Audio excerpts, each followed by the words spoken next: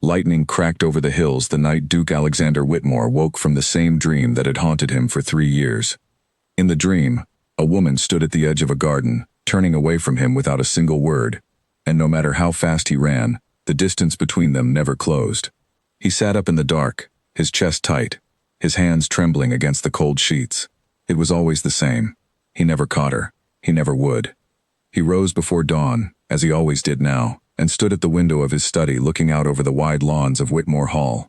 The estate stretched for miles, green and orderly, every hedge trimmed, every path swept clean. It was, by every measure that mattered to society, a perfect life.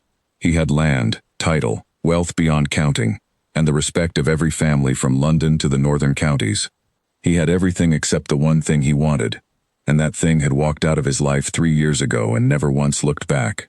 Her name was Evelyn Hastings, and for a long time after she left, Alexander had refused to say it out loud, as if silence could undo what had happened.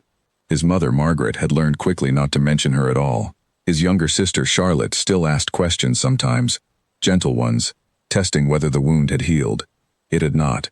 It had only closed over on the surface, the way a burn closes over pink and tender, ready to split open again at the smallest touch. He had been 26 when he met her, at a modest gathering hosted by a family friend, far removed from the grand balls his mother preferred. Evelyn had not been the most beautiful woman in the room, nor the wealthiest, nor the most accomplished at conversation. But she had looked at him directly, without flattery, without the practiced smile every other woman offered a duke, and she had asked him a question no one else dared to ask. She had asked him if he was happy. No one asked a duke that. They asked about his estate, his horses, his opinion on politics, his plans for marriage. They never asked if he was happy, because the answer did not matter to them. It mattered to her. He remembered the way she had waited for his answer, patient, unhurried, as though she had all the time in the world to hear the truth. He had not been happy. He told her so, and something in him had loosened for the first time since his father's death had placed the weight of the title on his shoulders far too young. From that evening, he had sought her out at every gathering, every dinner, every quiet afternoon he could arrange without drawing too much attention. Within a year, he had fallen in love with her so completely that he could no longer imagine his life without her voice in it, without her steady eyes meeting his across a room. Then came the winter she disappeared. He remembered the exact day. A letter had arrived at Whitmore Hall, sealed and anonymous, claiming that Evelyn Hastings was not who she pretended to be. The letter accused her of deceiving him, of hiding a connection to a family disgraced by debt and scandal, of planning to use him for his fortune and his name. Alexander had not believed it, not at first. But his mother had believed it instantly, and within days the entire household had turned against the woman he loved, whispering behind closed doors, watching her with suspicion whenever she visited. He should have defended her. He knew that now, with the clarity that only years of regret could bring. Instead, he had done the coward's work of asking her, gently but firmly, to explain herself, to prove the letter wrong. And Evelyn, proud in a way he had once admired, and later cursed, had refused to defend herself against an accusation she considered beneath her dignity to answer. She had looked at him with something close to heartbreak, and said that if he needed proof of her character after a year of knowing her, then he had never truly known her at all. 3 days later, she was gone. No note, no forwarding address. Her small house near the village stood empty, its garden slowly growing wild, and no one in the county could say where she had gone or why. Alexander had spent the first year searching, quietly, so his mother would not know how deeply the loss had cut him. He hired men to ask discreet questions in London, in Bath, in every town where a woman running from scandal might hide. He found nothing, no trace. It was as though she had vanished into the rain that had been falling the night she left, swallowed by the gray and the cold and gone forever. The second year, he stopped searching and started drinking, though never enough to embarrass the family name, never enough for anyone outside his closest circle to notice. His valet, a steady man named Henry who had served the family for 2 decades, was the only one who saw how many nights Alexander sat alone in his study long after the rest of the house had gone to sleep, staring at nothing, turning an old glove over and over in his hands.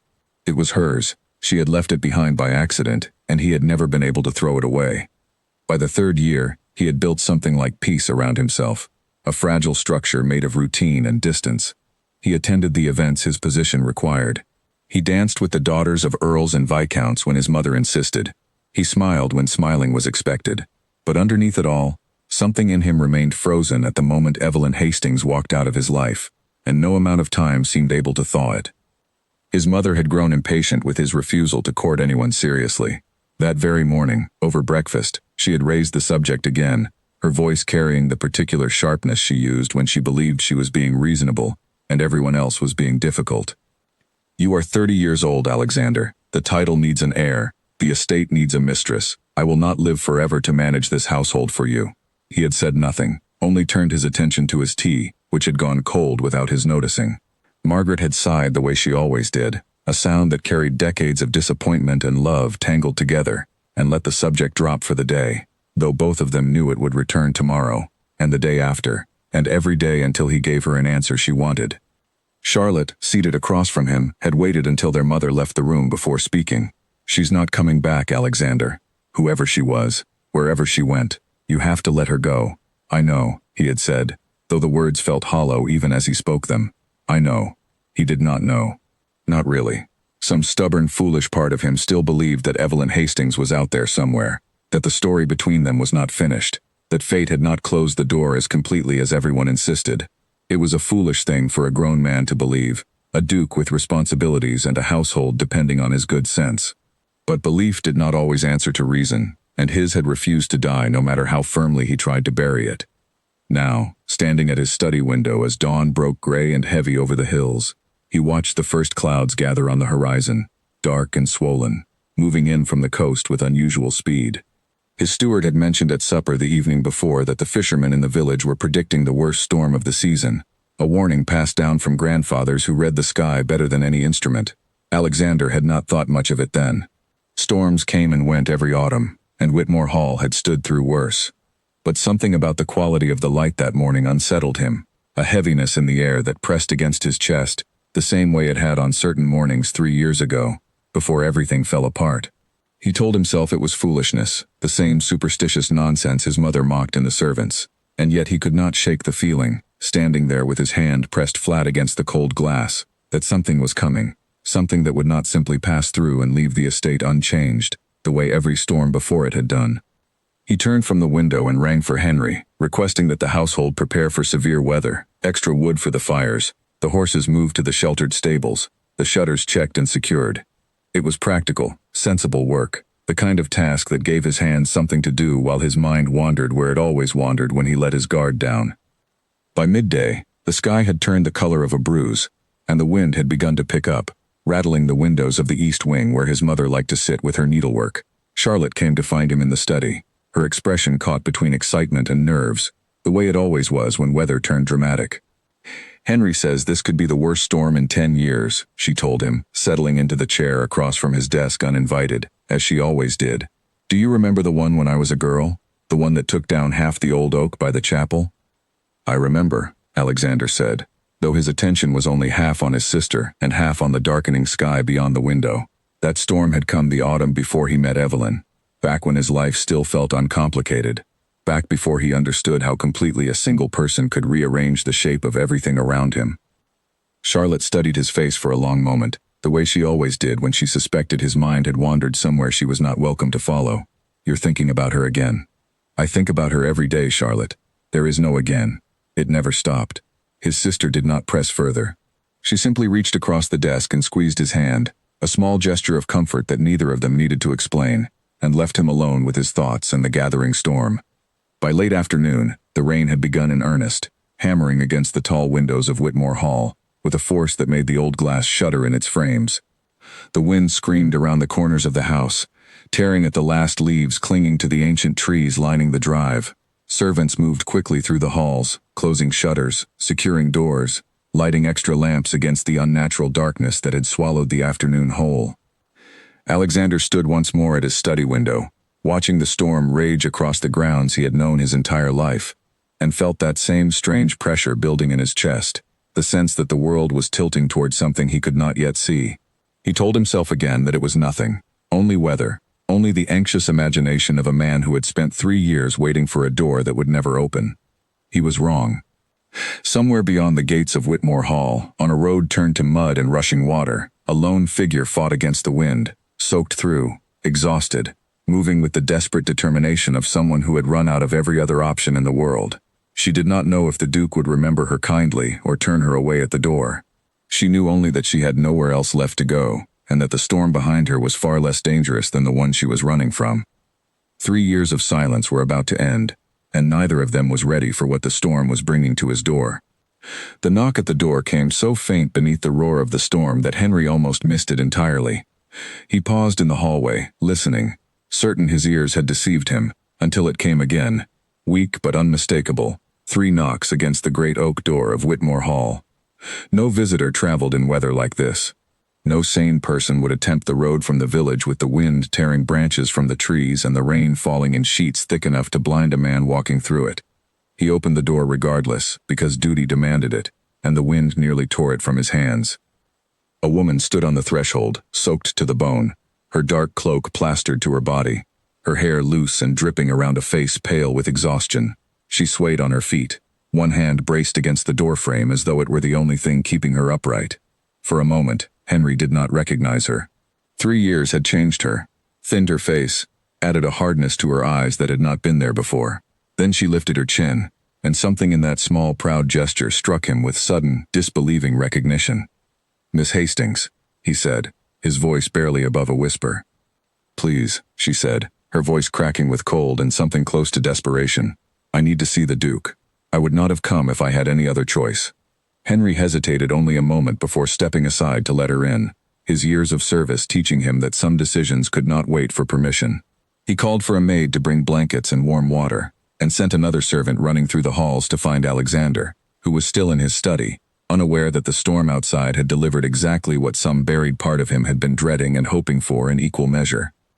Alexander heard the commotion before he understood its cause, footsteps hurrying past his door, voices raised in urgency he rarely heard within the disciplined walls of his household. He rose from his desk just as a young maid appeared, breathless, informing him that a visitor had arrived in the storm and was asking for him by name. He assumed it was some emergency from the village, a tenant in trouble, perhaps a messenger from a neighboring estate seeking shelter. Nothing in his mind prepared him for what waited in the entrance hall. He came down the grand staircase at a measured pace, the pace expected of a duke facing an unexpected disturbance in his household, and stopped dead at the bottom step. She stood wrapped in a blanket someone had draped over her shoulders, her wet hair clinging to her neck, her eyes finding his across the width of the hall with an intensity that stole the breath from his lungs. For 3 years he had imagined this moment in 100 different forms, in dreams both tender and cruel, and none of them had prepared him for the reality of Evelyn Hastings standing in his entrance hall, alive, present, undeniably real. "Evelyn," he said, and her name came out rougher than he intended, thick with everything he had spent 3 years trying not to feel. "Alexander," she said his name carefully, as though testing whether she still had the right to use it. "I am sorry to arrive like this. I would not have come if I had anywhere else to go." He crossed the hall in a few long strides, stopping close enough to see the exhaustion carved into every line of her face, the fear she was trying and failing to hide behind a composed expression. Up close, he noticed things a glance from the staircase had missed. A thin scar above her eyebrow that had not been there before. A tremor in her hands that was not entirely from the cold. The wary way her eyes kept moving toward the door behind her, as though she expected something to follow her through it. "What happened to you?" he asked, and the question came out gentler than he meant it to, stripped of the anger and confusion warring inside him. "I will explain everything," she said, her voice unsteady, "but not tonight. Tonight I only need somewhere safe to rest, if you will still offer that to me, after everything." His mother chose that exact moment to appear at the top of the staircase, drawn by the noise, and the sight of Evelyn Hastings standing dripping in her entrance hall drained the color from Margaret's face in an instant. Alexander watched his mother's expression shift from shock to something colder, something that carried 3 years of blame and suspicion in a single hardening of her features. "You," Margaret said, her voice cutting through the hall like a blade. "After everything you did to this family, you dare come back through that door?"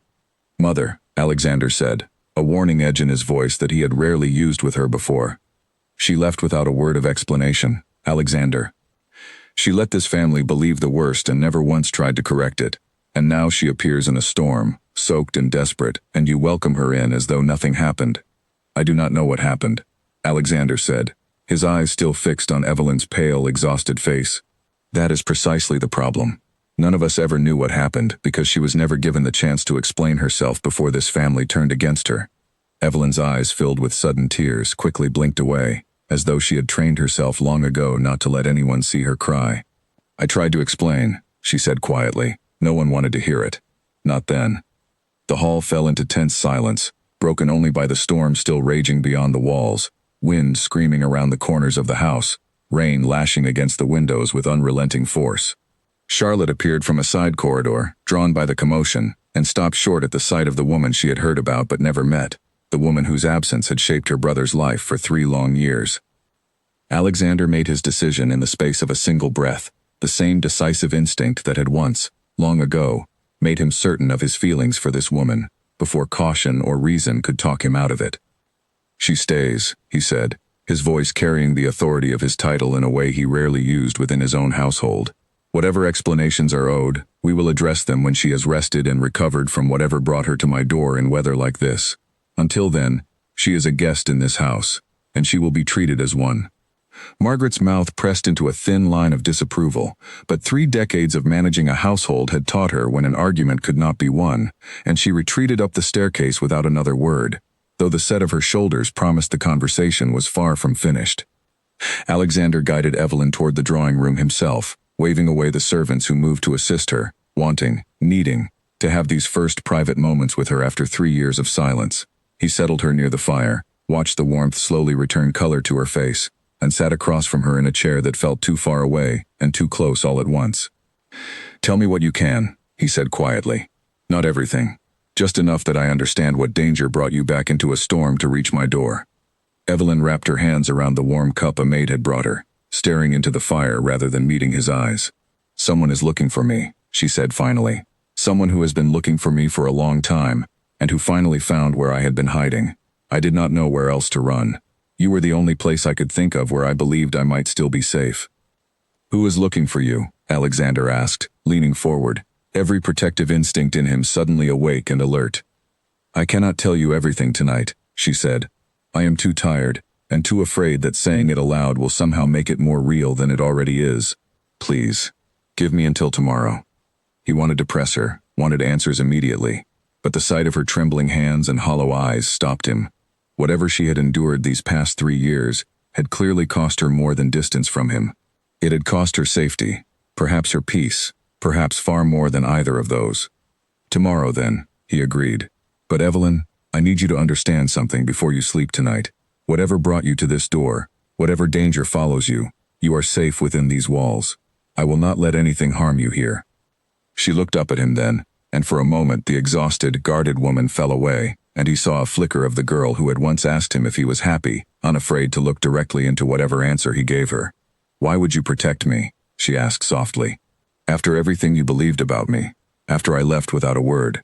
Because I never stopped loving you, he said, the words escaping before he could stop them. 3 years of careful silence breaking apart in a single unguarded moment. I told myself I had moved past it. I have not moved an inch. Evelyn's eyes filled again, and this time she did not blink the tears away quickly enough to hide them. I am not the same woman who left 3 years ago, she said. I have done things, seen things, that changed me in ways you cannot imagine. Then help me understand, he said. Tomorrow, when you are rested. I am not asking you to be the woman I remember. I am asking you to let me know the woman sitting in front of me now. She nodded slowly, and something like relief passed across her exhausted features, as though she had expected rejection and found something entirely different waiting for her instead. A maid arrived to show her to a guest room, and Alexander watched her go, every instinct in him rebelling against letting her out of his sight after finally having her back within reach. But he forced himself to remain in the drawing room, staring into the fire long after she had gone, his mind racing through everything her sudden appearance meant, everything it threatened to unravel, and everything it might yet restore. Outside, the storm showed no sign of weakening, and somewhere beyond the gates of Whitmore Hall, on the flooded road she had traveled to reach him, a set of fresh tracks were already being erased by the relentless rain, tracks that belonged to whoever, or whatever, had driven Evelyn Hastings back into the life of a man she had once walked away from without explanation. Henry found Alexander still sitting by the fire long after midnight, the household finally quiet, the storm beginning at last to ease into a steady, gentler rain. You should rest, Your Grace, Henry said gently. Whatever tomorrow brings, you will face it better with some sleep behind you. Alexander did not move from his chair by the fire. How does a man rest, Henry, when the thing he thought he had lost forever is finally sleeping under his roof again, and he does not yet know what danger followed her here? Henry, who had served this family through every joy and every sorrow for 2 decades, offered no easy answer, because there was none to give. He simply banked the fire lower, extinguished the extra lamps, and left his master alone with his thoughts, knowing that whatever tomorrow revealed, nothing in Whitmore Hall would remain the same. Upstairs, in the guest room prepared for her, Evelyn lay awake despite her exhaustion, listening to the rain soften against the window, and the old house settle around her with unfamiliar creaks and sighs. She had imagined this house 1,000 times in the years since she left it, had pictured its halls and its gardens in idle moments she wished she could control and never could. She had never imagined returning to it soaked and afraid, running from a danger she had spent 3 years trying to outpace on her own. She thought of the letter that had destroyed everything between them, the anonymous accusation that had turned an entire household against her in the space of a single afternoon. She had never learned who wrote it, though she had her suspicions that had only grown stronger in the years since, as the danger now chasing her revealed pieces of a pattern she had been too heartbroken to notice at the time. She had been so certain back then that Alexander would defend her without needing proof, that his love alone would be enough to dismiss any accusation against her character. When he had not, when he had asked her instead to explain herself, something in her had broken in a way she had never fully repaired. Pride had driven her from Whitmore Hall that winter, pride and hurt so deep she could not see past it to recognize that a young duke, raised his entire life to protect his family's name above all else, might simply have been frightened rather than doubting. She understood that now, with 3 years of distance and hardship teaching her how complicated love and fear could tangle together inside a person. She was not certain forgiveness could rebuild what pride had torn down, but she was certain of one thing, as she finally drifted toward an uneasy sleep. Whatever happened next, she owed him the truth, all of it, however difficult it would be to speak aloud. Down the corridor, Alexander finally rose from his chair by the dying fire and climbed the stairs to his own chamber, though sleep did not come easily to him either. He lay in the darkness listening to the last of the storm fade into ordinary rain, his mind turning over every possibility of who might be hunting a woman with no family fortune, no powerful connections, nothing that made sense as a target for pursuit. Whatever the answer, he understood already that he would do whatever was necessary to keep her safe within these walls, even if it meant standing against his own mother, even if it meant risking the reputation he had spent 3 careful years rebuilding in her absence. 3 years of forgetting had ended in a single stormy night, and as sleep finally claimed him, Alexander could not decide whether he felt more fear or more gratitude for the door that had opened when he least expected it, and would not easily close again. Morning arrived gray and washed clean after the storm, sunlight breaking weakly through clouds still heavy with unspent rain, and Alexander was already awake and dressed long before the household stirred. He had not slept more than a few restless hours, his mind circling endlessly around the woman sleeping down the corridor, and the danger she had refused to name the night before. By the time Evelyn appeared in the breakfast room, dressed in a borrowed gown that fit her thinner frame imperfectly, he had already decided that today, whatever it cost either of them, he would have answers. She looked better rested than the night before, though shadows still ringed her eyes, and she moved with a careful watchfulness he did not remember from the woman he had once known, a habit of checking doorways and windows that spoke of fear worn deep into her body over a long time. "Good morning," she said, settling into the chair he pulled out for her, her voice steadier now than it had been the previous night. "Good morning," he answered. "I trust you slept." "Better than I have in months," she admitted, "though I doubt that says much." He waited until the servants had finished laying out breakfast and withdrawn from the room before he spoke again, unwilling to let their conversation be overheard by anyone who might carry gossip back to his mother, before he understood the full situation himself. "You promised me answers today," he said quietly. "I do not wish to press you before you are ready, but Evelyn, I need to know what danger followed you here, and whether it threatens this household as well as you." Evelyn set down her cup carefully, her hands steadier than they had been the night before but not entirely calm. She took a long breath, as though gathering courage she had been rationing carefully for a long time. "Do you remember the letter?" she asked. "The one that accused me of hiding a connection to a disgraced family, of scheming to use you for your fortune." "I remember it exactly," he said, his jaw tightening at the memory. "I have read those words in my mind 1,000 times since, wondering how I let them come between us. The letter was not entirely false, Evelyn said, watching his face carefully as she spoke. I did have a connection to a family ruined by debt and scandal. My mother's brother, my uncle, lost everything years before I met you. Gambling debts that destroyed his reputation and nearly dragged our entire family down with him. I never told you because I was ashamed, and because by the time I met you, I believed that part of my life was finally behind me. Alexander said nothing, letting her continue, though something in his chest tightened at the confirmation that a piece of the accusation had in fact been true. What the letter did not say, Evelyn continued, her voice growing steadier as though the truth, once started, became easier to release, was that my uncle did not simply lose his fortune through poor judgment. He was cheated, deliberately and systematically, by a man who befriended him specifically to ruin him. That man's name was Edward Sinclair, and he did it not for money alone, but because my uncle had once exposed him for cheating at cards in a public house, humiliating him in front of men whose opinion mattered to him. Sinclair spent years planning his revenge, and when it finally came, it destroyed far more than my uncle's fortune. It destroyed our family's standing entirely. Alexander's expression had grown darker with every word, old suspicions beginning to shift into new and troubling shapes. And this man, he said slowly, he is the one who wrote the letter that accused you. I believe so, Evelyn said. I did not understand it then. I only understood that somehow, someone had learned about my uncle's ruin and used it to poison your family against me.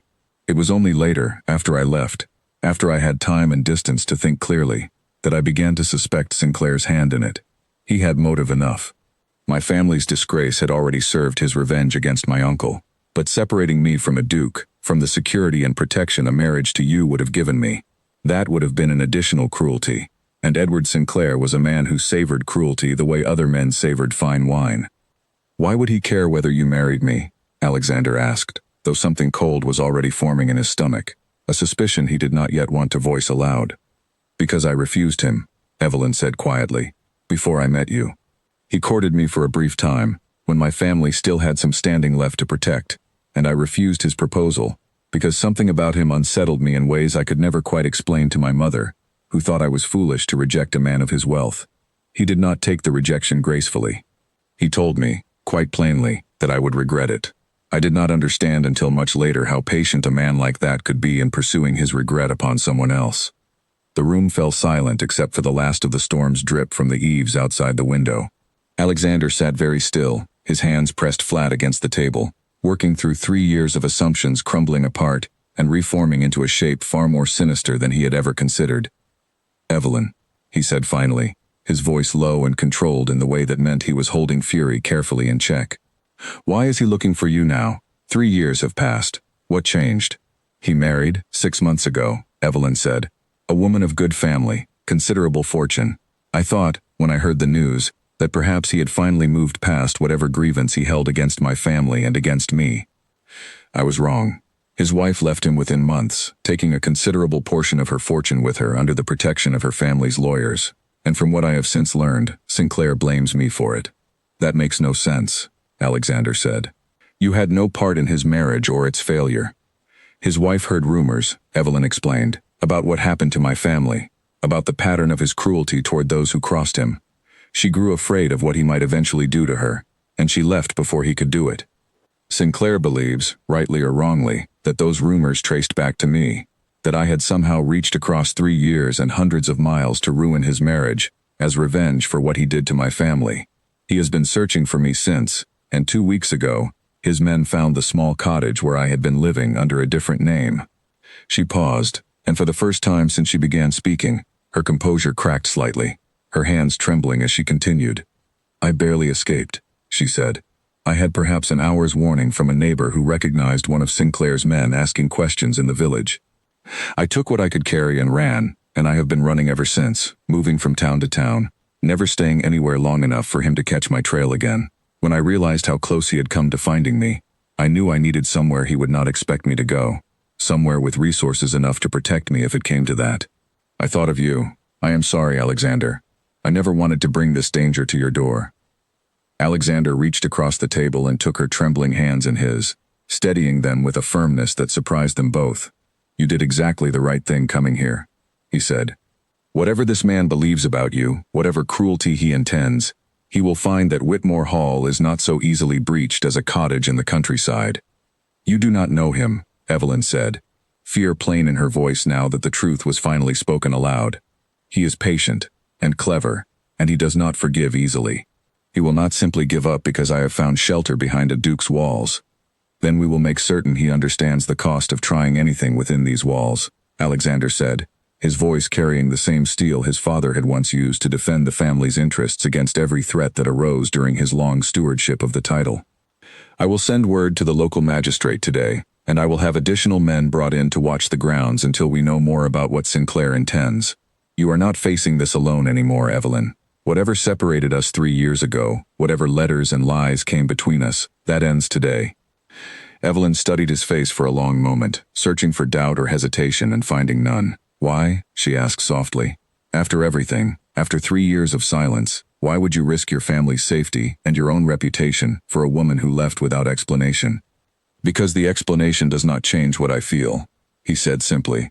It only makes me understand how badly I failed you 3 years ago, when a letter from a man I had never met was enough to make me doubt a woman I had spent a year falling in love with. I will not make that mistake again. Their conversation was interrupted by the arrival of Charlotte, who entered the breakfast room with the particular energy of someone who had clearly been listening at the door longer than she should have and could no longer contain herself. I am sorry, she said unapologetically, settling into a chair without invitation.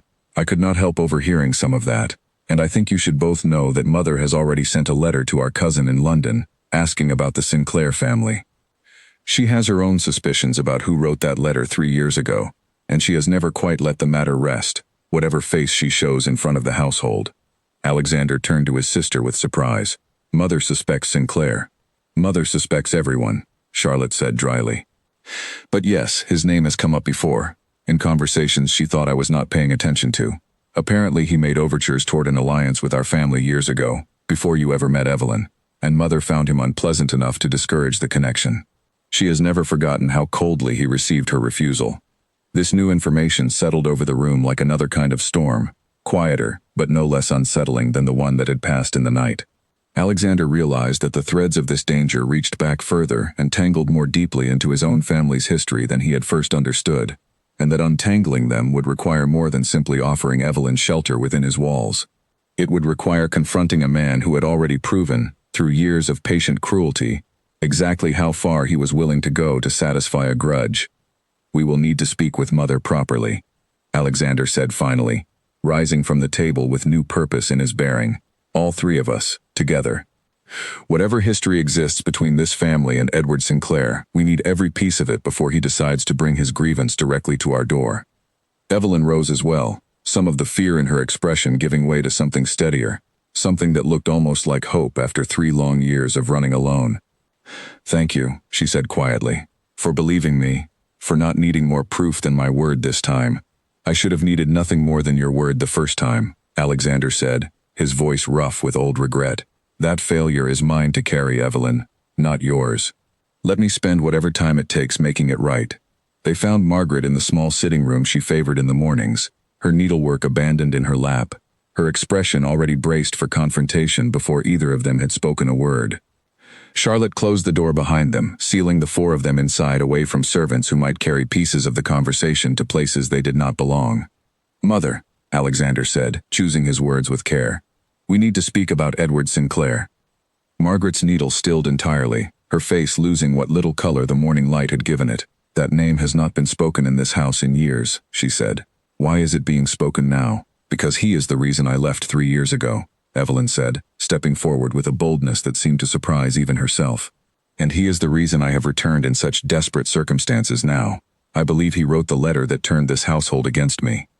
Margaret was quiet for a long moment, her eyes moving between Evelyn and her son as though weighing exactly how much truth this room could bear. When she finally spoke, her voice had lost its usual sharpness, replaced by something wearier and more honest. I suspected as much, she admitted, not immediately. But in the months after you left, Evelyn, I made my own inquiries, quietly, because a mother does not simply accept the collapse of her son's happiness without asking questions. I learned that Sinclair had shown interest in an alliance with this family years before Alexander ever met you, an interest I discouraged firmly, because the man unsettled me from our very first meeting. There was something beneath his manners, something calculating, that I did not trust, though I could never have proven it to anyone who asked. "You never told me this," Alexander said, disbelief and old anger sharpening his voice. "What would it have changed?" Margaret asked, her own voice rising to match his. "You were already convinced the letter spoke truth." "I believed, wrongly perhaps, that revealing my suspicions about Sinclair without proof would only deepen the chaos already tearing this family apart. I made a mistake. I see that now, watching this young woman return to our door soaked and terrified, because a man I distrusted years ago has apparently spent this entire time nursing a grudge against her family." Evelyn moved further into the room, her earlier caution giving way to a directness Alexander recognized from the very first evening he had met her, the same quality that had first drawn him to her before either of them understood where it would lead. "Your Grace," she said, addressing Margaret formally though her tone remained gentle. "I do not blame you for believing the worst of me 3 years ago. I understand now that the letter arrived with enough truth woven through its lies to make it convincing, and that protecting this family's reputation was your responsibility long before you ever knew my name. I only ask that we set aside old blame now and focus on the danger that stands in front of us." Margaret studied her for a long moment, something shifting behind her guarded eyes, years of careful suspicion slowly giving way to a grudging respect for the composure Evelyn had managed to hold on to despite everything she had endured. "You have grown steadier since I last saw you," she said finally. "Whatever these 3 years cost you, they have not broken you." "They came close," Evelyn admitted quietly. "Closer than I would like to say." Charlotte, who had been listening in unusual silence, finally spoke up from her place near the window. "If Sinclair is patient enough to wait years for his revenge, he will not simply arrive at our gates announcing himself. He will find some other way in, some disguise, some pretense that lets him move closer before anyone realizes the danger." "That is precisely what concerns me," Alexander said, his mind already working through the practical matters of defense that his position required of him. "We cannot simply wait behind these walls and hope he grows tired of his pursuit. We need to understand his movements, his resources, whether he travels with men loyal enough to help him force his way onto this estate if diplomacy fails him. I will write to the magistrate this morning, and I will also send word to my solicitor in London, who may know more about Sinclair's current standing and whereabouts than any of us sitting in this room." Margaret rose from her chair with sudden decisiveness, the earlier weariness in her posture replaced by the brisk efficiency that had run this household competently for 3 decades. "I will speak with the housekeeper about additional precautions within the house itself," she said. "Lock doors after dark, servants instructed to report any strangers near the grounds immediately. Whatever history stands between our family and this man, Evelyn is a guest under this roof now, and I will not have her endangered further through carelessness on our part." "Thank you," Evelyn said, genuine surprise softening her voice at the older woman's sudden, firm support. "Do not thank me yet," Margaret said, though not unkindly. "Thank me once we have seen this matter through safely. Gratitude offered too early has a way of proving premature."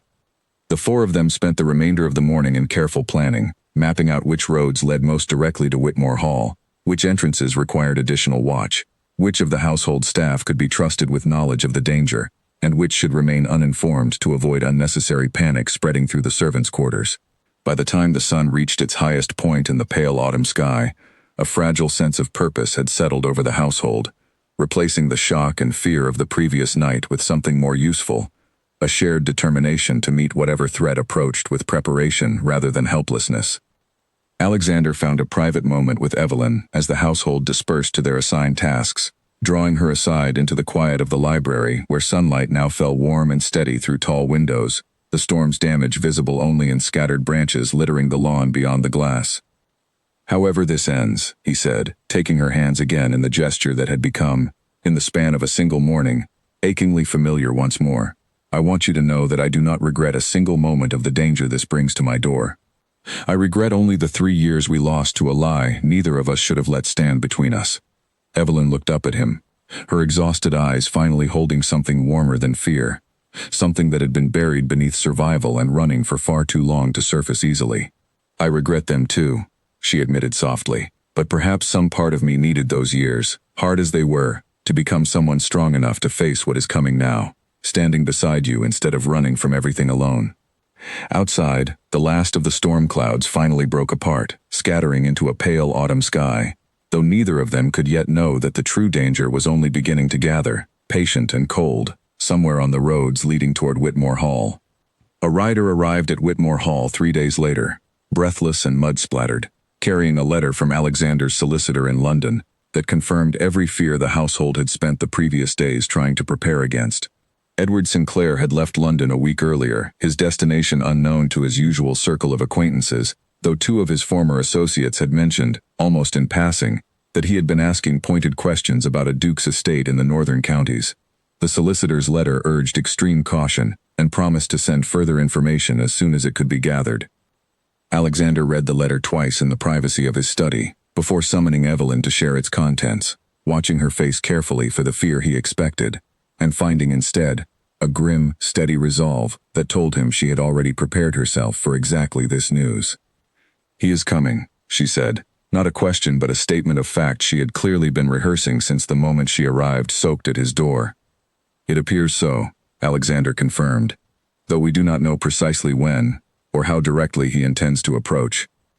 Evelyn moved to the window, looking out over grounds that had finally dried from the storm, sunlight now falling gentle and ordinary across lawns that gave no hint of the danger gathering somewhere beyond them.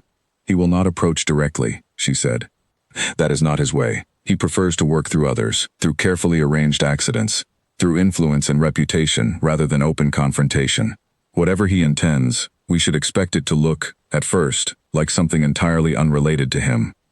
Alexander crossed the room to stand beside her, close enough that their shoulders nearly touched, close enough that 3 years of distance felt, for a moment, like it had never existed at all.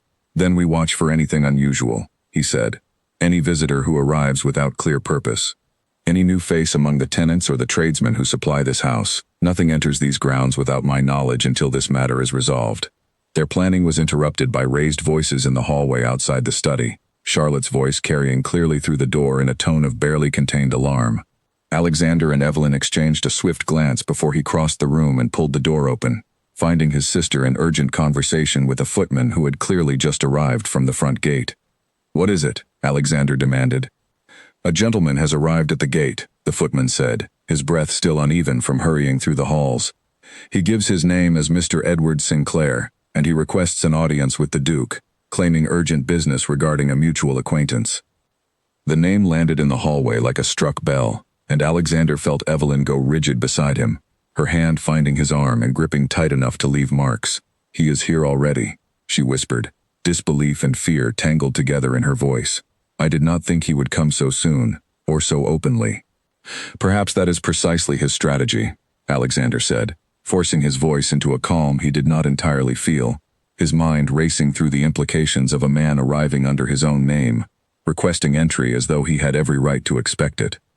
"He arrives openly because he believes we have no proof of his intentions, nothing to justify turning him away without appearing unreasonable to society. He is testing whether we know enough to refuse him."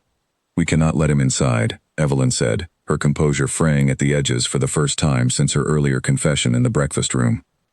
"Alexander, if he sees me here, if he learns for certain where I have been hiding, there is no telling what he will do next." Alexander turned to his sister, giving instructions with the crisp authority of a man accustomed to managing crisis within his own household. "Charlotte, take Evelyn to the east wing, the rooms overlooking the private garden, and keep her there until I send word it is safe." He turned to the footman next. "Tell Mr. Sinclair the Duke will receive him in the main drawing room, alone, in 10 minutes. "Alexander," Evelyn began, alarm sharpening her voice, but he took her hands and held them firmly, meeting her eyes with a steadiness he hoped would reassure her even as his own pulse hammered with barely controlled fury at finally facing the man responsible for 3 years of stolen happiness. "I need to see what he wants," Alexander said gently. "I need to understand exactly what he believes he can accomplish here, so we know precisely what we are defending against. I promise you, he will not learn anything from me that confirms your presence in this house. Trust me, Evelyn, please." She held his gaze a long moment, old fear warring with newfound trust, before finally nodding and allowing Charlotte to lead her away down the corridor toward the east wing, glancing back once before disappearing around the corner. Alexander straightened his coat, steadied his breathing, and made his way to the drawing room where a man he had never met, but had come to despise with an intensity that surprised him, now waited to test the strength of Whitmore Hall's defenses.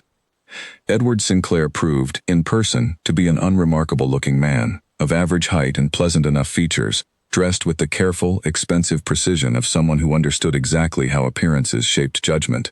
He rose from his seat as Alexander entered, offering a bow of exactly the correct depth for the difference in their stations, his smile easy and unhurried. "Your Grace," he said, "I appreciate you receiving me on such short notice, and without prior arrangement. I understand it is somewhat irregular." Alexander remained standing, deliberately choosing not to offer the visitor a seat again, a small deliberate breach of hospitality that communicated exactly how unwelcome this call truly was. "Mr. Sinclair, I confess your name is not unfamiliar to me, though our paths have never crossed directly until now. What business brings you to Whitmore Hall?" Sinclair's smile did not waver, though something calculating moved briefly behind his eyes at Alexander's pointed lack of warmth. "I am searching for a woman," he said, his tone conversational, almost apologetic, as though the request were the most reasonable thing in the world. "A former acquaintance of mine, who left London under difficult circumstances some years ago. I have reason to believe she may have passed through this county recently, and given your family's connections throughout the northern estates, I hoped you might have heard something of her whereabouts." "And this woman's name?" Alexander asked, keeping his voice carefully neutral, giving nothing away. "Evelyn Hastings," Sinclair said, watching Alexander's face closely as he spoke the name, searching for any flicker of recognition or alarm that might betray more than Alexander intended to reveal. Alexander had spent years learning to control his expression in negotiations over land and tenancy disputes, skills that served him well now as he met Sinclair's searching gaze without the slightest change in his own composed features. "I am afraid the name means nothing to me," he said. "I know a great many families throughout this county, Mr. Sinclair, but I cannot recall any acquaintance by that name, nor any recent arrival matching such a description." "That is unfortunate," Sinclair said, his tone still pleasant though something harder had crept beneath its surface. "She is a woman of considerable importance to me, and I am concerned for her welfare. She left London under circumstances that suggested significant distress, and I would very much like to ensure she has come to no harm." "Your concern speaks well of you," Alexander said, the irony of the statement lost entirely on Sinclair, or perhaps understood perfectly and simply ignored. "I regret I cannot offer any assistance in your search. Should I hear anything of a woman matching that description, however, where might I send word?" "I am currently staying at the inn in the village," Sinclair said. "I intend to remain in this area for some time, until I am satisfied that I have exhausted every reasonable avenue of inquiry. Whitmore Hall's grounds are extensive, Your Grace. I hope you will not think me forward if I mention that I would be grateful for permission to walk them occasionally, in case some sign of her passage might be noticed by a careful observer." The request was audacious in its transparency, a thin excuse to gain access to the very grounds where Sinclair clearly suspected his quarry might be hiding, and Alexander felt his controlled composure straining against a surge of protective fury he had not expected to feel so immediately in this man's presence. "I am afraid that will not be possible," Alexander said, his voice cooling several degrees despite his effort to maintain diplomatic distance. "Whitmore Hall's grounds are private, Mr. Sinclair, and I do not extend permission for strangers to wander them, regardless of the sympathetic nature of their errand. I wish you success in your search elsewhere, but I must ask you not to return to this estate without formal invitation."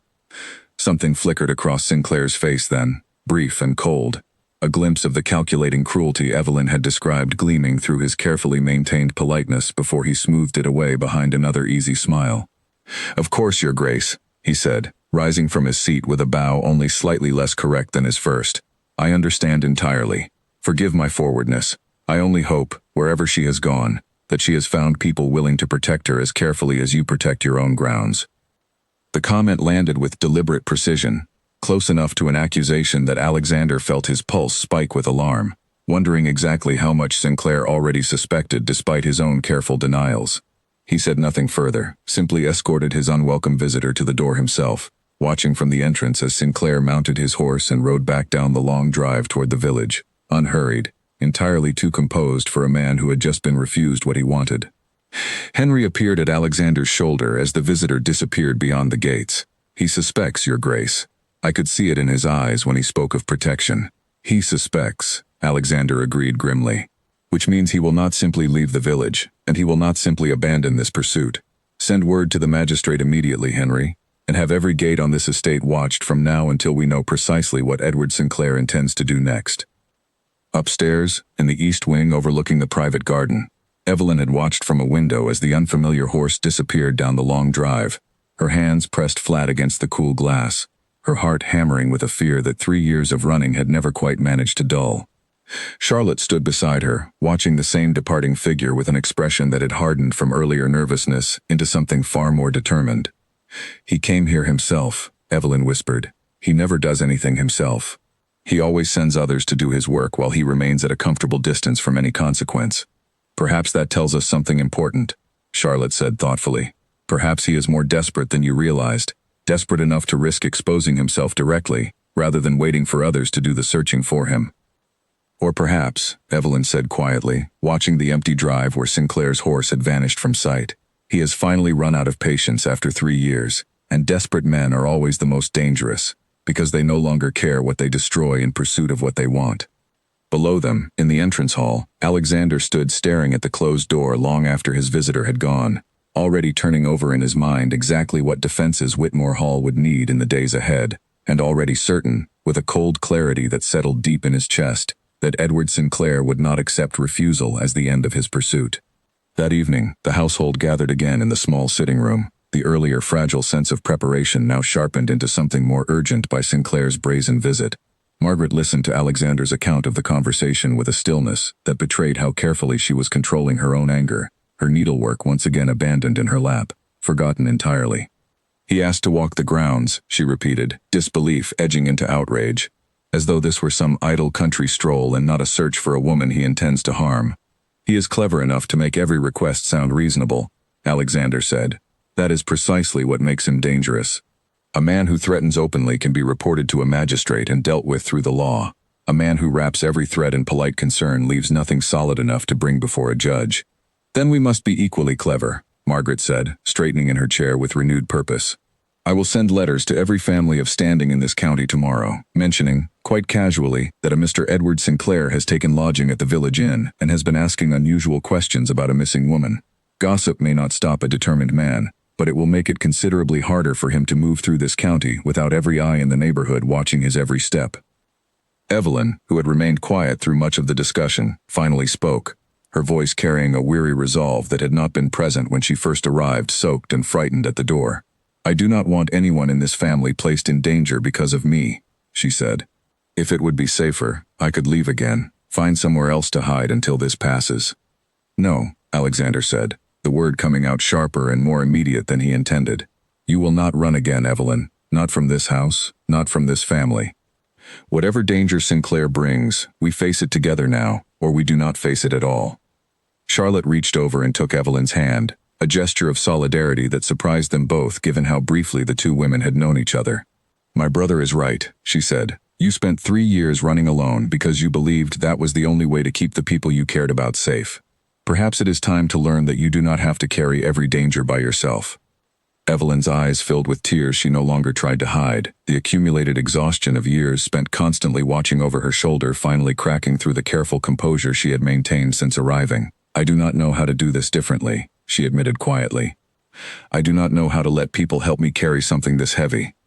"You learn by allowing it," Margaret said, her earlier coldness toward Evelyn now entirely dissolved into something that resembled, unexpectedly, genuine warmth. "One day, one decision at a time.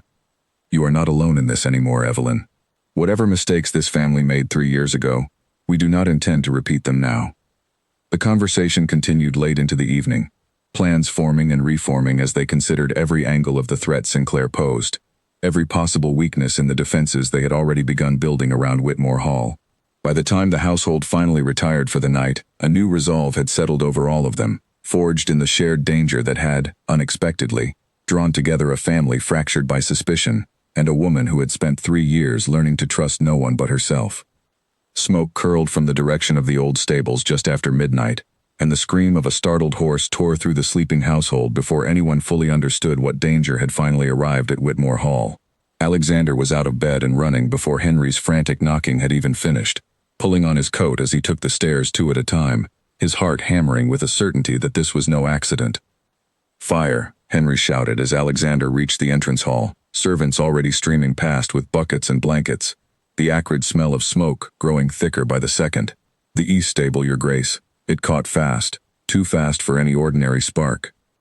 Alexander's blood ran cold with immediate understanding. "Where is Evelyn?" he demanded, grabbing Henry's arm. "The East Wing, Your Grace, with Lady Charlotte, as arranged." "Get every man to the stables and save what horses you can," Alexander ordered, already moving. "This is a distraction. Sinclair wants every eye and every hand occupied with that fire while he moves elsewhere on this estate."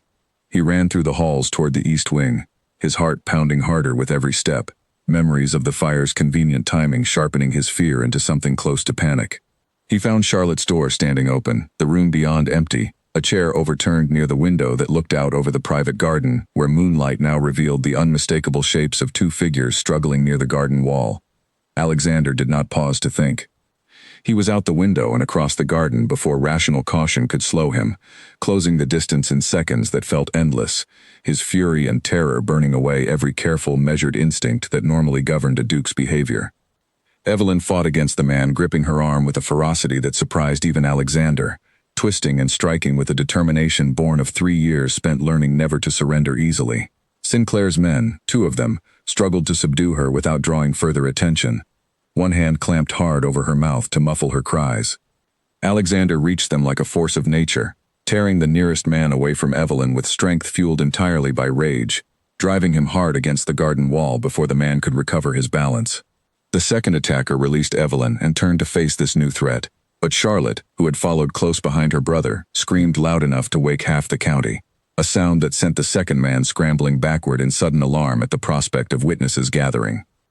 Evelyn, gasping and shaking, stumbled free and pressed herself against the garden wall, watching in horror as Alexander grappled with the man he had thrown against the stones, both of them struggling in the moonlight while smoke continued rising from the stables beyond the trees, servants' shouts and the whinnying of frightened horses carrying faintly across the grounds.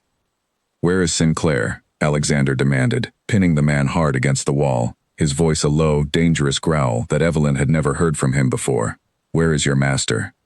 The man said nothing, twisting desperately against Alexander's grip, until footsteps sounded on the garden path behind them, unhurried, deliberate, and Edward Sinclair himself emerged from the shadows near the hedge, a pistol held loosely but purposefully in one gloved hand. "Release him, Your Grace," Sinclair said, his earlier pleasant manner entirely stripped away, revealing the cold calculation beneath it that Evelyn had described in the breakfast room days before. "This need not become any more complicated than it already has." Alexander released the man slowly, stepping back but positioning himself deliberately between Sinclair and Evelyn, his own hands empty but his stance radiating a fury that made even Sinclair's confident bearing waver slightly. "You set fire to my stables," Alexander said, his voice deadly quiet. "You sent men to assault a woman under my protection, on my own grounds. Whatever grievance you believe you carry, Sinclair, you have just declared war on a duke, and I promise you, that is a war you cannot win." Sinclair's smile carried no warmth at all now, only the thin, brittle edge of a man who had spent 3 years nursing a wound that had never been permitted to heal. "She ruined my marriage," he said, his voice rising with barely controlled fury. "She spread rumors that turned my own wife against me, took her fortune with her when she fled, humiliated me before every family whose opinion mattered to my standing. I will not simply allow her to walk away from that unpunished, not this time." "I never spoke a word about your marriage," Evelyn said, stepping out from behind Alexander despite his hand rising to stop her, her voice trembling but clear in the moonlight. "I did not even know you had married until months after the wedding took place. Whatever drove your wife away from you, Edward, it was your own doing, not mine." "You are lying," Sinclair snarled, the pistol in his hand rising slightly, and Alexander moved instinctively to shield her again, his heart hammering with terror now rather than fury alone. "Put the weapon down," Alexander said, forcing steadiness into his voice despite the danger staring back at him. "Whatever you believe Evelyn did, threatening her with violence on my own property will not restore whatever you believe you lost. It will only guarantee your ruin, Sinclair. Every magistrate in this county will hear of this within the hour." For a long, terrible moment, nothing moved in the moonlit garden except the distant flicker of firelight reflecting off smoke still rising from the stables.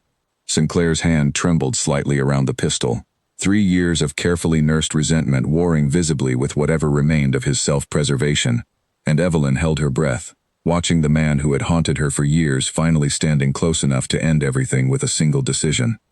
Then the sound of running footsteps and raised voices broke the tense stillness, servants and stable hands rushing toward the garden having finally noticed the confrontation beyond the fire they had been fighting, torches and lanterns bobbing through the darkness as more than a dozen men converged on the scene.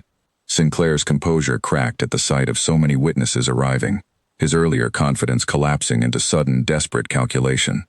"This is not finished," he said, backing away toward the garden gate, his pistol still raised though his voice had lost its earlier steadiness. "You have not seen the last of me, Evelyn. Not until I have what is owed to me." "Stop him!" Alexander shouted, but Sinclair was already moving, disappearing through the gate into the darkness beyond, his remaining man scrambling after him, both of them vanishing into the night before the approaching servants could close the distance. Alexander turned immediately to Evelyn, his hands finding her shoulders, searching her face and arms for injury with an urgency that betrayed exactly how close he had come to losing her only moments before. "Are you hurt?" he asked, his voice rough with the aftermath of fear he had not permitted himself to feel until the danger had passed. "I am well," she said, though her voice shook and tears finally spilled freely down her face, the accumulated terror of the last minutes breaking through composure she had held together through sheer will alone. "Alexander. He had a pistol. He would have used it. He did not," Alexander said, pulling her against him, holding her the way he had wanted to hold her, every single day of the 3 years since she left, finally allowed to do so without hesitation or doubt, standing between them. "He did not. Because he is a coward who only feels powerful when the odds favor him completely. He ran the moment those odds shifted." Charlotte joined them, her own face pale with shock, her hands still trembling from the confrontation she had witnessed. "The fire," she said. "We need to make certain everyone is safe, and the horses." Alexander reluctantly released Evelyn and turned toward the smoke still rising beyond the trees, torn between the urgent need to manage the crisis still unfolding at the stables, and his overwhelming reluctance to leave Evelyn's side even for a moment after what had just happened. Henry appeared at that exact moment, breathless from running, let's say grim with the particular weariness of a man who had spent the last 20 minutes fighting fire alongside frightened stable hands. "The fire is contained, Your Grace," he reported. "We lost part of the east stable roof, and 2 horses suffered minor burns, but nothing beyond repair. The stable master believes it was deliberately set, oil poured along the outer wall before it was lit. As we suspected," Alexander said grimly. "Sinclair's men set the fire as a distraction while he moved against Evelyn directly. Send riders to the village immediately, Henry. I want the magistrate here before dawn, and I want every road leading from this county watched for a man matching Sinclair's description."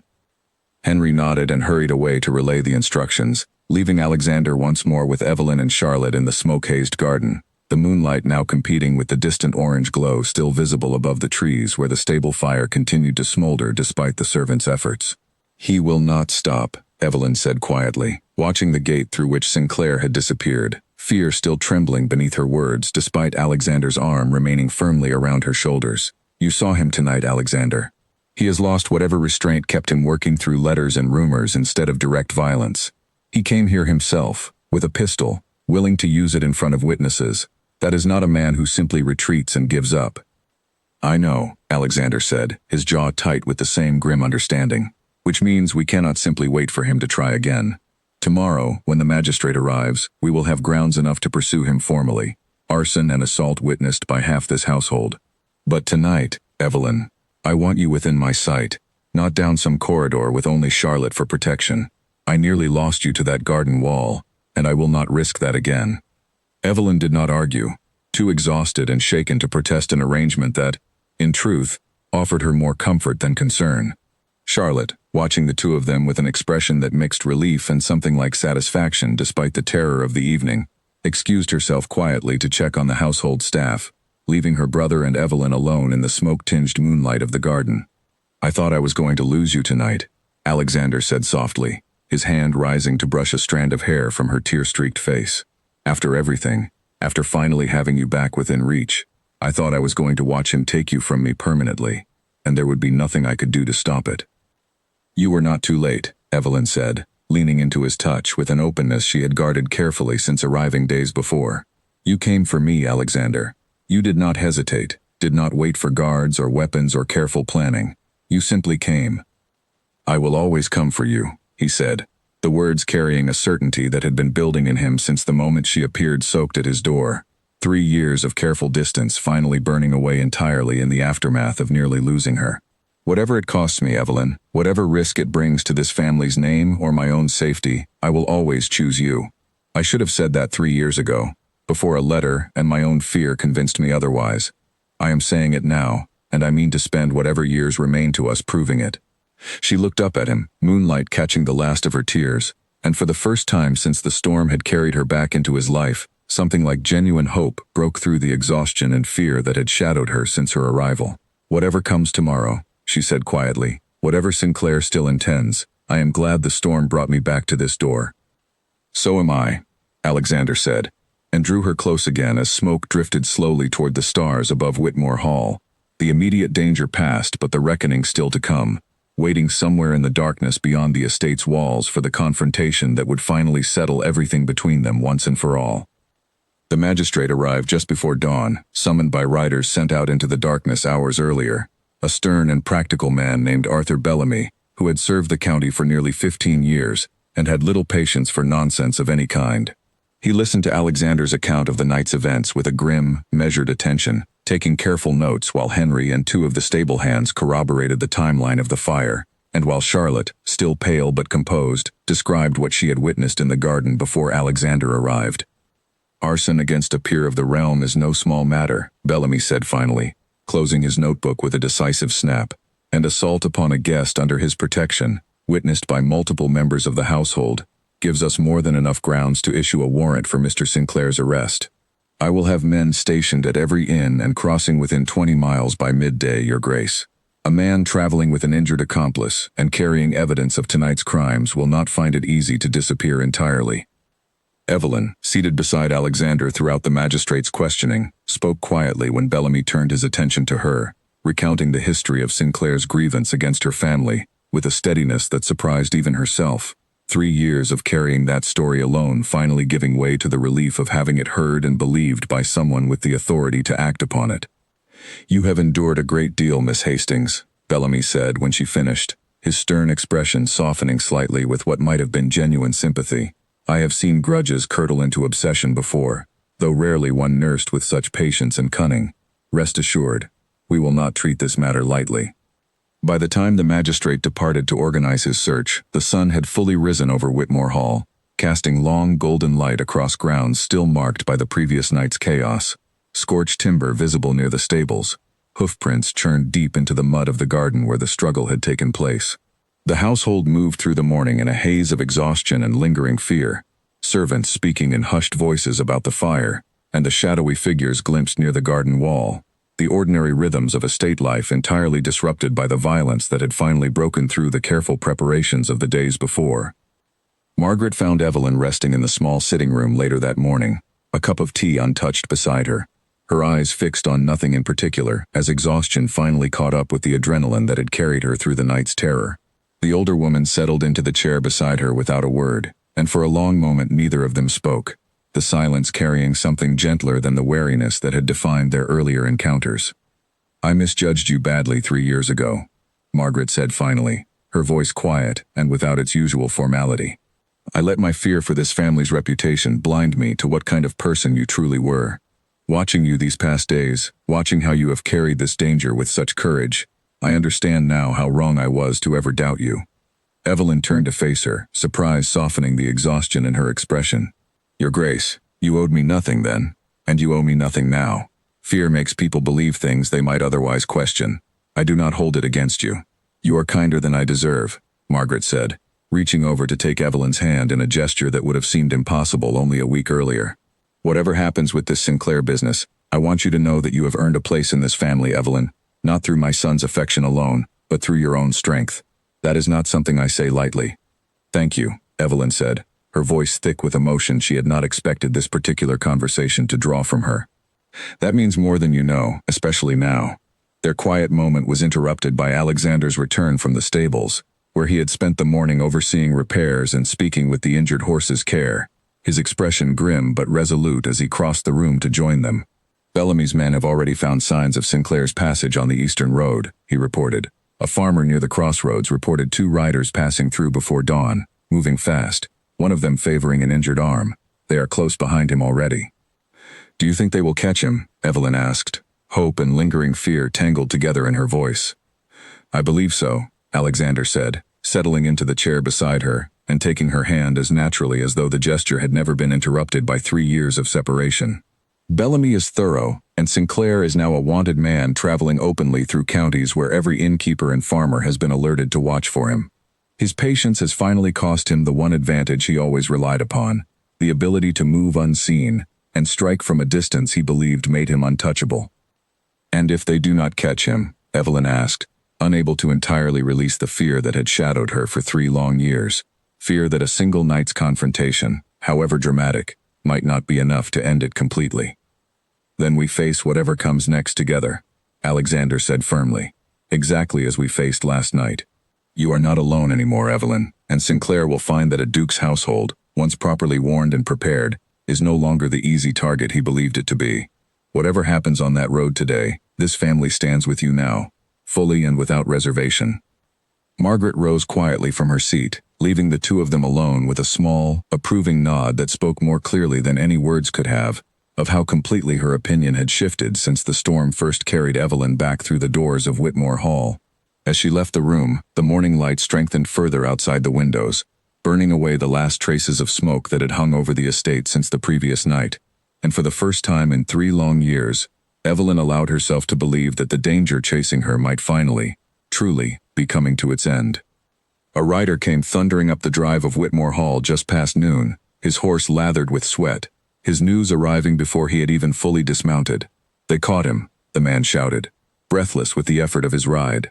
"Bellamy's men caught Sinclair at the river crossing, trying to change horses at the mill there. He is in custody, Your Grace, along with the man who helped him." Alexander felt the tension that had gripped his chest since the previous night finally begin to loosen, though he did not allow himself full relief until he had confirmed every detail with his own eyes. He rode to the village within the hour, leaving Evelyn in the careful company of his mother and sister, and returned by late afternoon with confirmation that could not be doubted. Edward Sinclair sat in the county jail, formally charged with arson, assault, and conspiracy against a peer of the realm, charges serious enough to guarantee he would trouble no one again for a very long time. When Alexander delivered the news himself, finding Evelyn in the garden where the confrontation had taken place the night before, now cleared of any sign of struggle beyond a few trampled flower beds, she stood very still for a long moment, absorbing words she had waited 3 years to hear. "It is truly over," she said finally, disbelief and relief warring in her voice. "It is over," Alexander confirmed, closing the distance between them. "Bellamy assures me the evidence against him is overwhelming. Witnesses enough to guarantee a conviction that will keep him from ever troubling you or this family again. Whatever grip his grudge held over your life these past 3 years, Evelyn, that grip is finally broken." She sank onto the garden bench nearby, tears falling freely now, though these carried none of the fear that had accompanied every tear since her arrival, only the overwhelming release of a burden finally set down after years of carrying it entirely alone. Alexander sat beside her, wrapping his arm around her shoulders, and for a long while neither of them spoke, simply sitting together in the quiet garden while the last of the day's light softened toward evening. "I do not know how to imagine a life without watching over my shoulder," she admitted eventually, her voice small and uncertain in a way he had not heard from her since her arrival. 3 years is a long time to live in fear, Alexander. I am not entirely certain how to simply stop." "You will learn," he said gently. "Slowly perhaps, and not without difficulty, but you will not learn it alone, Evelyn. I intend to spend the rest of my life making certain of that." She turned to look at him, something searching in her expression, as though testing whether the words carried the weight she hoped they did. "What are you saying, Alexander?" He rose from the bench and knelt before her in the fading evening light, taking her hands in his with a steadiness that surprised them both given the significance of the moment building between them. "I am saying that 3 years ago, I let fear and doubt cost me the woman I loved, and I have spent every day since regretting that failure. I am saying that watching you fight for your life last night, watching you carry 3 years of danger with more courage than I have ever seen from anyone, only confirmed what I already knew the moment you appeared soaked at my door. I love you, Evelyn Hastings. I have never stopped loving you, not for a single day of these 3 years, and I do not intend to let another day pass without asking you properly to be my wife." Evelyn's breath caught, tears spilling anew though her expression had transformed entirely from the fear and exhaustion of the previous days into something radiant with disbelief and joy. "Alexander," she whispered, "after everything, after the danger I brought to your door, you still want this." "I want nothing else," he said firmly. I have wanted nothing else for 3 long years. Marry me, Evelyn. Let me spend the rest of my life proving that I will never again doubt you. Never again let a stranger's lies come between what we feel for each other." "Yes," she said, the word breaking free on a sob of pure happiness. "Yes, Alexander, yes." He rose and pulled her into his arms, holding her the way he had imagined holding her through 3 long years of loss and regret, finally free to do so without hesitation or fear standing between them. The garden around them, so recently the scene of violence and terror, now held only the quiet peace of an ordinary evening, birds settling into the hedges for the night, the last golden light of sunset gilding the estate that would soon, properly and permanently, become her home. News of the engagement spread through Whitmore Hall within the hour, and Margaret received it with a warmth that would have seemed impossible only days before, embracing Evelyn with genuine affection, and already beginning to discuss, with the brisk efficiency that governed everything she undertook, the practical matters of a wedding that would need to be arranged with appropriate speed and ceremony befitting a duke's household. Charlotte could not stop smiling through supper that evening, delighted beyond measure at the transformation she had witnessed in her brother over the course of a single eventful week, watching him laugh freely for the first time in longer than she could easily remember. The following weeks passed in a whirlwind of preparation, invitations sent to every family of consequence throughout the county, a wedding gown commissioned and fitted, the chapel on the estate grounds cleaned and decorated in anticipation of the ceremony that would formally bind together 2 people whose story had nearly ended in tragedy 3 years before. Sinclair's trial proceeded during this same period, the evidence against him proving exactly as overwhelming as Bellamy had promised, resulting in a conviction that would keep him confined for many years to come. His patient cruelty finally answered with the consequences it had long deserved. Evelyn attended none of the trial proceedings herself, choosing instead to let the matter conclude at a careful distance while she focused on the future rather than the danger finally fading into her past. Alexander respected this choice completely, understanding that her healing required looking forward rather than dwelling any longer on the man who had cost her 3 years of peace, and nearly cost her far more than that in a single terrifying night in the garden.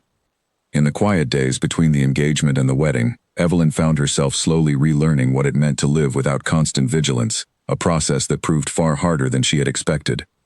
She still woke some mornings with her heart racing, certain for a confused moment that she needed to gather her few belongings and move on before anyone found her. It was Charlotte, more often than anyone else, who gently talked her through those difficult mornings, sitting with her over tea until the panic faded and the safety of her new life reasserted itself in her mind. "You do not have to apologize for it," Charlotte told her one such morning, when Evelyn had tried, embarrassed, to explain why she had appeared at breakfast, pale and shaken. 3 years of fear does not simply disappear because the danger has passed. Give yourself the same patience you would give anyone else recovering from what you endured. Evelyn found unexpected comfort in these conversations, a friendship with Charlotte that deepened steadily through the weeks of wedding preparation, the 2 of them spending long afternoons walking the grounds together, Charlotte pointing out favorite childhood haunts and sharing stories of Alexander as a boy that made Evelyn laugh freely for the first time in longer than she could remember.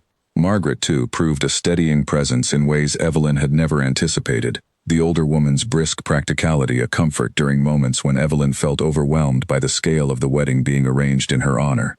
"You need not worry over every detail," Margaret told her firmly one afternoon, when Evelyn had grown anxious over some minor disagreement about flowers for the chapel. "This household has planned grand occasions before. Let us manage the particulars. Your task is simply to arrive at that altar happy, and everything else will fall into place around you."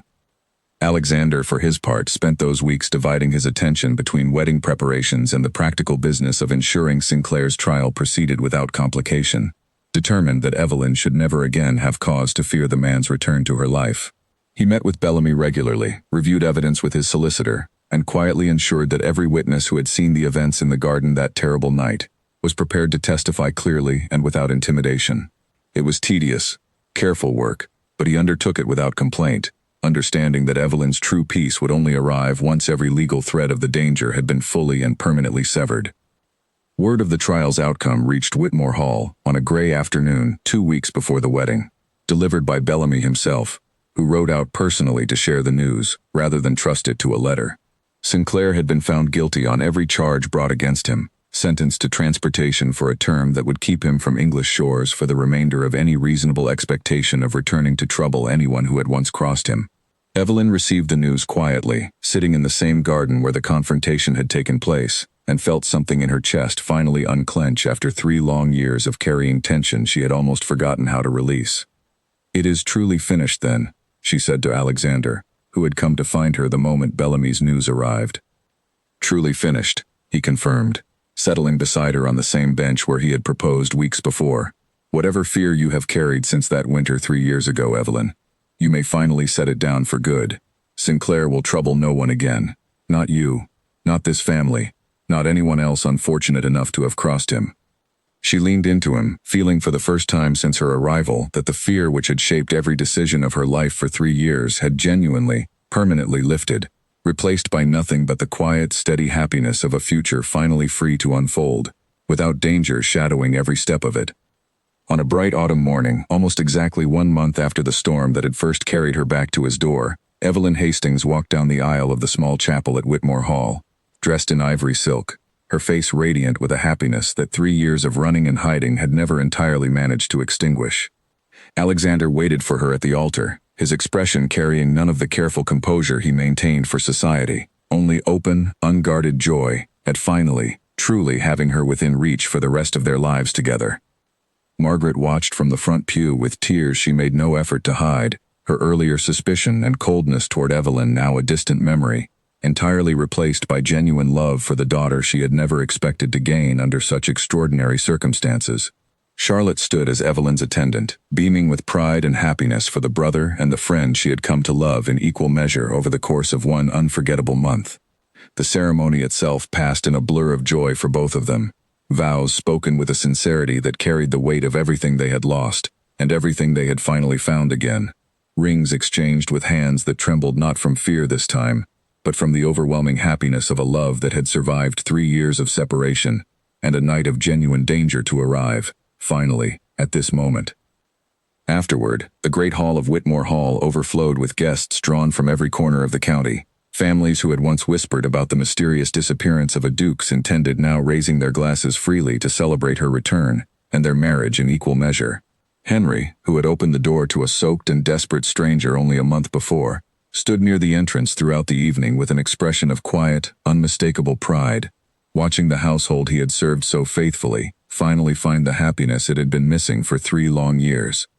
Margaret danced with her son for the first time in longer than either of them could recall, tears of genuine joy replacing the guarded tears of suspicion she had shed on other occasions in recent memory.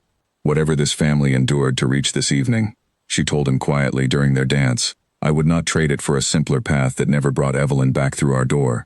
She belongs here, Alexander. She always did."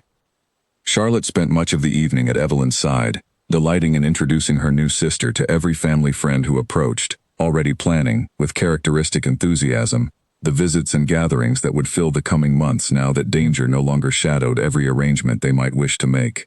Watching the 2 women laugh together across the crowded hall, Alexander felt a contentment he had not believed himself capable of feeling again after 3 years of careful, guarded distance from anything resembling genuine happiness. The musicians played long into the evening, and course after course of food was served to guests who showed no inclination to end the celebration early, the entire household given over to a joy that felt, after everything, thoroughly and completely earned. Even the weather cooperated, the clear autumn night holding none of the threatening heaviness that had marked the storm which first brought Evelyn back to this house, as though the sky itself understood that this particular evening deserved nothing but calm and starlight. That evening, as the wedding celebration continued in the great hall below, Alexander led his new wife out onto the terrace overlooking the gardens where their story had nearly ended in tragedy only weeks before. The autumn evening was mild and clear, stars beginning to emerge overhead, as the sounds of music and laughter drifted out from the hall behind them. "Do you remember what I told you that first night?" he asked, drawing her close against the light evening chill, "when you stood soaked and frightened at my door?" "I remember every word," she said, resting her head against his shoulder. "You said I would be safe within these walls." "I meant it then," he said, "and I mean it even more completely now. Whatever storms come for us in the years ahead, Evelyn, and I am certain there will be some, though I hope none quite so dramatic as the one that brought you back to me, you will always be safe within these walls, and within my arms." She looked up at him, moonlight catching the joy still bright in her eyes despite everything that had happened, 3 years of fear and running finally giving way entirely to the peace of a love that had proven, through fire and confrontation, and finally through vows spoken before their assembled families, strong enough to survive anything that had tried to keep them apart. "I used to dream about a door closing between us," she admitted softly. "Every night for 3 years, I dreamed of walking away and never being able to find my way back. I do not think I will have that dream again." "You will not need to," Alexander said, pressing a gentle kiss to her forehead. "There is no door between us anymore, Evelyn. Only this house, and this family, and however many years we are given to build the life that Storm interrupted 3 years ago." Below them, the celebration continued late into the night, the household finally, fully at peace after weeks of danger and uncertainty, the scars left by fire and confrontation slowly healing alongside the deeper wounds that had kept two people apart for 3 long years.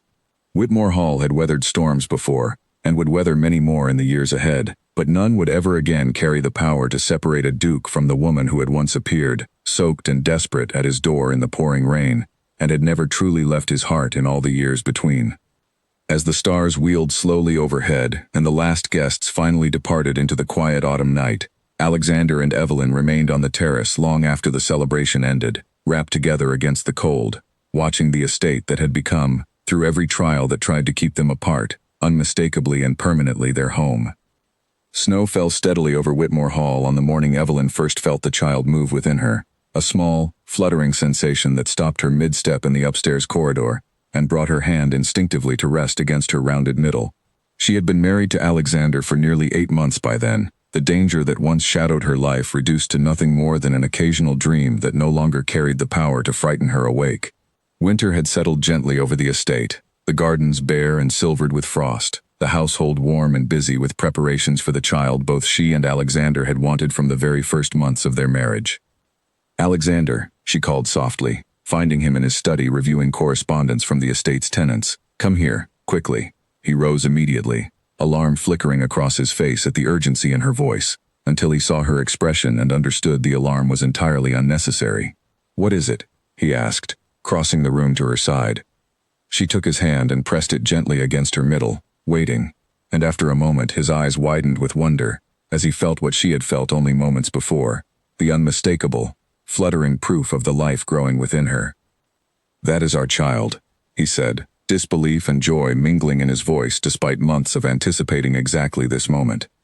"That is our child," she confirmed, laughing at the expression on his face, a look of pure astonishment that made him seem, for a moment, far younger than the careful, guarded duke she had first fallen in love with years before.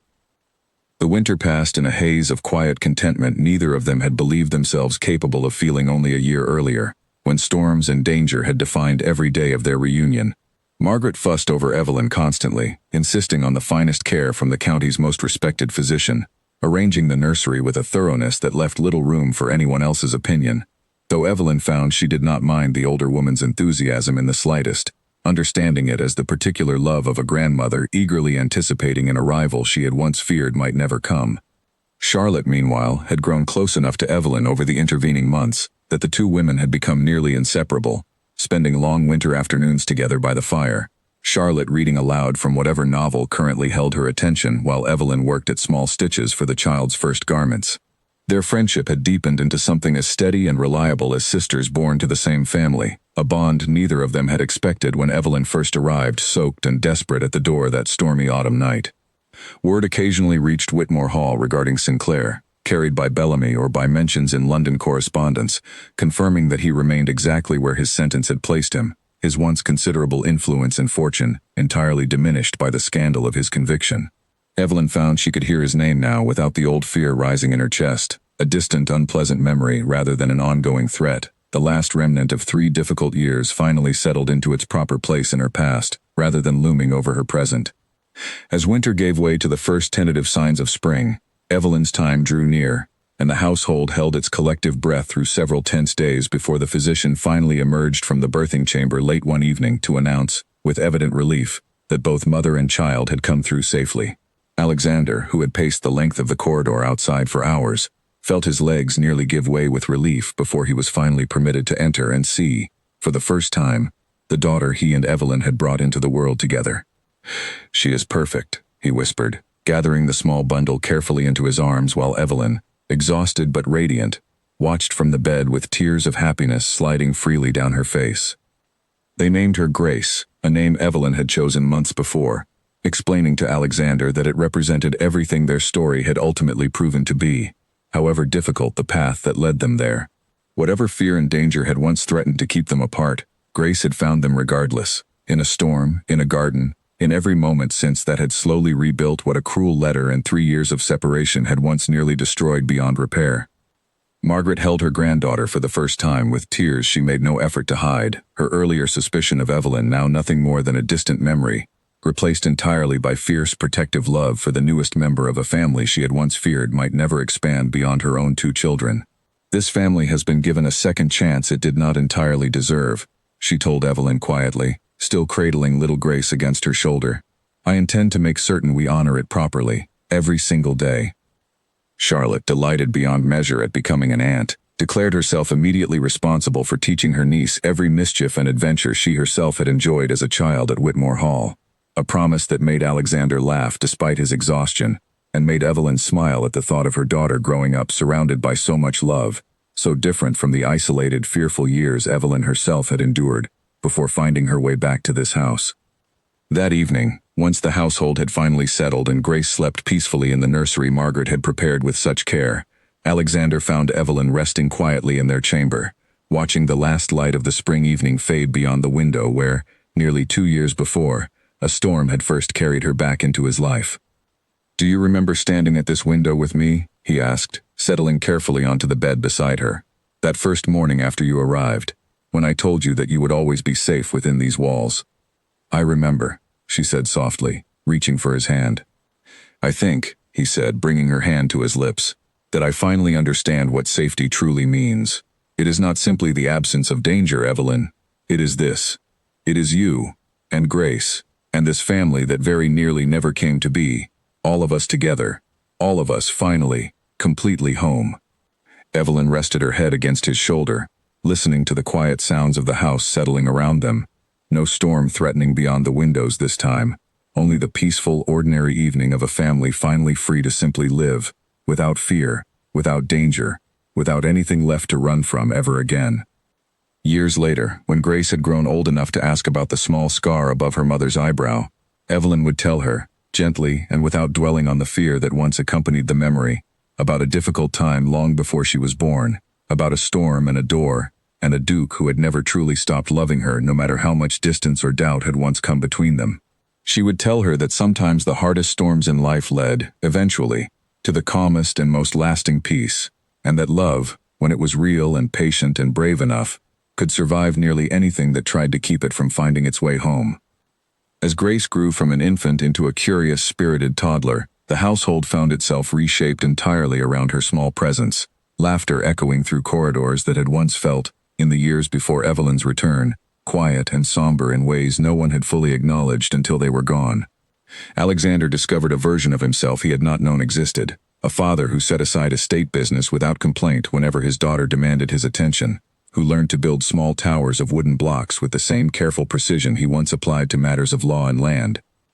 Evelyn watched him with their daughter during those early years with a tenderness that never fully faded, remembering, in quiet, unguarded moments, the frightened young woman who had once stumbled through his door with nothing but a borrowed cloak, and a desperate hope that he might still remember her kindly.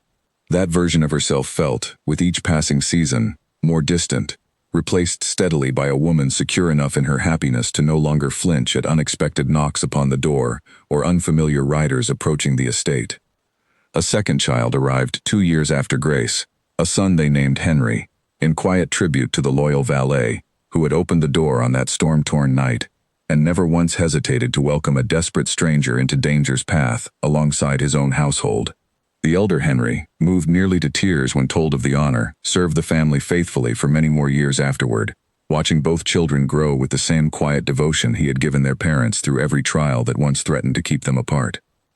Margaret took particular delight in her grandchildren, softening further with each passing year into a grandmother whose sternness had entirely given way to open affection, spoiling both Grace and young Henry with a warmth that occasionally drew gentle teasing from Charlotte, who reminded her mother often that she had never been quite so indulgent during their own childhoods. Margaret would only smile at such comments, unbothered, insisting that grandchildren existed precisely for the purpose of being thoroughly spoiled by those who had already raised their own children with proper discipline. Charlotte herself married within a few years of Evelyn and Alexander's wedding, choosing a quiet, kind gentleman from a neighboring estate who shared her love of long walks and lively conversation, and the two families remained close, gathering often at Whitmore Hall for celebrations that filled the great hall with exactly the kind of warmth and laughter it had been missing during the difficult years before Evelyn's return. Evelyn and Charlotte's friendship never diminished, even as both women built separate households and families of their own, remaining as close as true sisters through every season that followed. Occasionally, on quiet evenings, Alexander and Evelyn would sit together in the garden where the confrontation with Sinclair had once nearly cost them everything, the space long since transformed by new plantings and careful tending into one of the most peaceful corners of the entire estate, no trace remaining of the violence it had once witnessed. It seemed fitting to both of them that a place once marked by fear should become, over time, a place of such deep and lasting peace, much like their own story had transformed from one of doubt and separation into a partnership neither of them would ever again take for granted. Alexander never forgot the lesson that Storm had taught him, carrying it with him through every year of their marriage that followed. He had learned, in the hardest way possible, that love required more than affection alone. It required trust offered without demanding proof, loyalty defended even against the whispers of those closest to him, and the courage to choose the person he loved even when doing so carried real risk and real cost. He made certain, in every year that followed, that Evelyn never again had cause to doubt where his loyalty stood, and she, in turn, never again felt the need to run from difficulty alone, trusting fully in the family that had proven, through fire and danger and every ordinary day since, that they would stand beside her no matter what storms life still had left to bring. And every autumn, when the first serious storms rolled in from the coast, and rain lashed against the windows of Whitmore Hall, Alexander would find Evelyn standing at that same study window, watching the weather with an expression that held no fear at all anymore, only quiet gratitude for the storm that had once, against every reasonable expectation, carried her back to exactly where she was always meant to be.